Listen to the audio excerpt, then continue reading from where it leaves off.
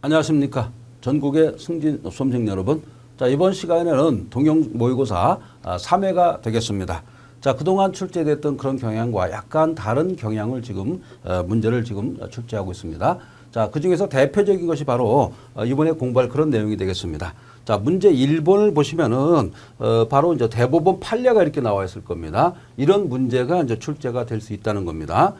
자, 여기 보시면은 구행영법이니까 바로 지금 교정학에서 바로 형집행법이 되는 거죠. 형집행법, 지금 형집행법이고 구행영법입니다. 여기 보면 유치장에 수용된 피체포자에 대해 신체 검사를 하는 것은 유치의 목적을 달성하기 위해서 어떤 목적 달성에 위해서 필수적이다 이런 말이 써 있습니다. 그리고 이제 어떤 사고를 미연에 방지하기 위해서 사건을 미연에 방지하기 위해서 유치행 질서를 유지하는 게 비춰본다면 이렇게 돼 있죠. 그래서 이런 어떤 신체 검사라든가 이런 것은 무제한적으로 하는 것이 아니라 이렇게 돼 있죠. 무제한적으로 허용되는 것이 아니라 목적 달성에서 필요 최소한 범위에서 할 수 있다 이렇게 돼 있고 그리고 명예라든가 수치심 이런 것도 감안해 가지고 충분히 배려해 가지고 우리 해야겠다 이렇게 돼 있죠. 자, 그래서 여기 들어간 방법이 뭘까 이렇게 돼 있는데 기억번에 뭐가 들어갈 것 같습니까? 상당한 방법으로 해야 된다 이렇게 돼 있습니다. 상당한 방법. 바로 이제 1번하고 2번 다 상당한인데 정당한 방법이 이렇게 나오면 틀렸습니다. 상당한 방법. 이런 문제가 이렇게 출제될 수가 있다는 겁니다. 앞으로. 그러니까 헌법재판소라든가 대법원 판례, 여기서는 대법원 판례로 이렇게 돼 있죠. 한번 출제가 됐었던 건데 다시 한번 재평가를 해본 거죠. 특히 수용자의 뭡니까? 여기 보면 옷을 전부 벗긴 상태라든가 또는 뭐 일부 벗긴 상태 이렇게 되어 있는데 일부 벗긴 상태는 아니고 전부 벗긴 상태에서 문제가 될 수가 있다는 겁니다.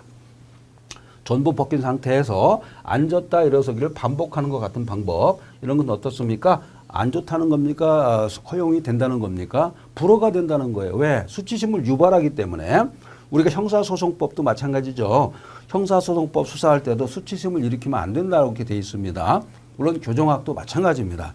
교정학하고 형사소송법하고 같이 공부를 우리가 하는 이유가 있죠. 형사소송법은 이미 우리가 수용시설에서 끝났는데 왜 합니까? 이렇게 되어 있는데 전반적인 흐름을 알고 있어야 된다는 거예요. 그렇기 때문에 형사소송법을 할 수밖에 없다 이렇게 되어 있습니다. 여기 보면 어떻습니까? 자, 겉옷을 벗기고 걸치기 한 상태에서 속옷을 벗겨서 제출하는 등으로 은닉한 물건 찾아내기 어렵다고 볼 만한 그런 경우에는 어떻습니까? 이런 경우는 허용된다라고 본 거죠. 자, 그러니까 합리적인 어떤 이유, 합리적인 이유가 있을 때는 가능하다는 겁니다. 이 사람이 어떤 마약이라든가 어떤 이 범죄와 관련된 어떤 수단 이런 것을 은닉이라는 게 숨기는 거죠. 여기 보시면은 속옷을 제출하게 한 이유가 뭡니까? 여기 보면은 자, 여기 은닉한 물건을 찾기 어려울 요 정도 상태가 되면 전부 우리가 노출시키게 할 수밖에 없다 이런 얘기가 되겠습니다. 자, 우리가 이제 수사 같은 경우도 필요 최소한 원칙 이런 게 있지 않습니까? 바로 이 신체 검사 우리가 교정 시설에 들어왔을 때도 마찬가지가 된다는 겁니다. 이렇게 볼 수 있어요. 그러니까 여기 보시면 어떻습니까? 유치장에 수용되어 있는 이렇게 돼 있죠. 그죠? 그러니까 이 사람은 유치장에 들어왔기 때문에 어떤 사람이 되겠습니까? 일반적으로 피체포자니까 피의자가 되는 거예요. 피의자도 무죄 추정 원칙에 의해서 바로 어떻습니까?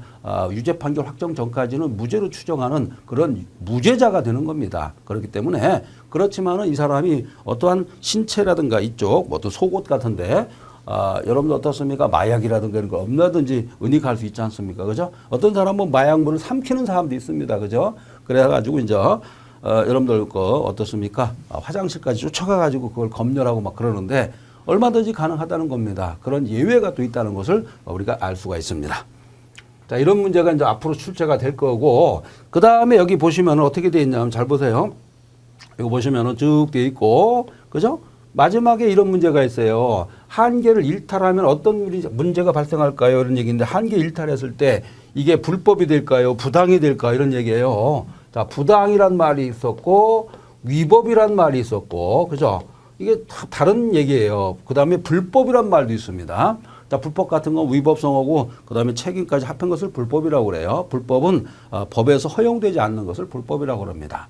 자, 위법은 뭘까요? 위법은 법질서에 반하는 성질을 위법이라고 그래요. 법질서. 어떤 법이 있다면 여기에 반하는 성질을 위법이라고 그래요. 부당은 어떻습니까? 재량권을 남용한 상태. 그래서 우리가 앞으로는 이런 식으로 시험이 출제가 된다는 겁니다.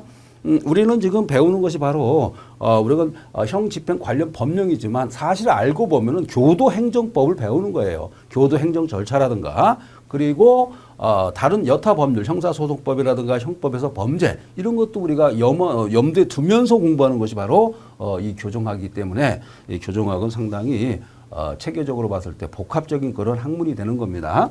아시겠죠? 그래서 이런 문제가 이제 앞으로 나올 수가 있고 여기 보시면 변호인 접견 이런 것도 있잖아요. 그죠? 자, 여기 변호인 접견했을 때 다른 피해자들부터 흉기 같은 거 건네받을 수 있죠. 그죠? 이런 겁니다. 자, 과거에는 이런 일이 많았습니다. 제가 아는 그 분들도 교도소에서 살인 사건도 발생하고 그다음에 상해 사건 이런 게 많이 발생했는데 왜 발생했냐면 무심코 건네준 그런 무기류 같은 것을 아주 날카롭게 갈아가지고 사람을 살해한다든지 그 주변 동료를 죽이는 그런 경우도 많았습니다. 사실 이 판례가 아주 누적된 거예요. 옛날부터 있던 그런 판례인데 이렇게 해서 앞으로 이제 계속 출제가 될 것이다. 제가 지난 시간에 교정학회에 나왔던 문제를 제가 여기다 소개시켜 드렸잖아요. 앞으로는 그런 전문적인 내용도 출제가 될 거로 보고 있어요. 그래서 그런 부분, 그 다음에 지금처럼 대법원 판례라든가 헌법재판소 결정례라든가 이런 아주 고차원적인 내용도 우리가 다뤄야 된다. 이렇게 보고 있습니다. 물론 기본적으로 형집행 관련 법령을 숙지하는 것이 원칙이에요. 그래서 그 내용에 대해서 반드시 우리가 숙지하고 800제 우리 입하였었죠. 거기에 다 들어가 있습니다. 그것도 내용이 상당히 많습니다. 자, 계속 보도록 하겠습니다. 그 다음에 이제 4번을 또 보도록 하겠습니다. 4번.